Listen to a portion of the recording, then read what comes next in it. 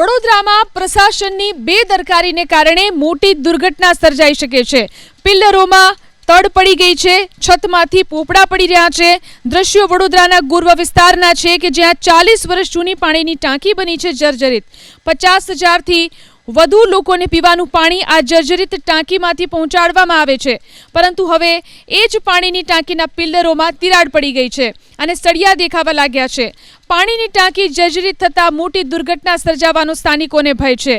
સ્થાનિકોનો આરોપ છે કે કોર્પોરેટરોને અનેકવાર રજૂઆત કરી છતાં હજી સુધી કોઈ કામગીરી કરવામાં આવી નથી। સ્થાનિકોની માંગ છે કે જર્જરિત ટાંકીને જમીનદોઝ કરી નવી પાણીની ટાંકી બનાવવામાં આવે।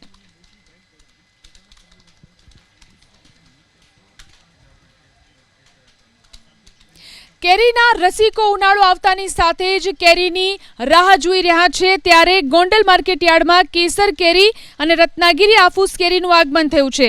યાર્ડમાં કેસર કેરીના 22 બોક્સની આવક થઈ છે। ગીર ગઢડા તાલુકાના નીતલી, ગીર કોઠારી અને સાવરકુંડલા તાલુકાના વિજપડી ગામેથી કેસર કેરીનું આગમન થયું।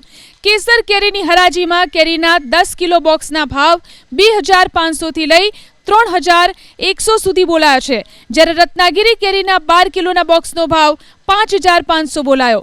માર્કેટ યાર્ડમાં આ વર્ષે કેસર કેરીનું 15 દિવસ વહેલું આગમન થયું।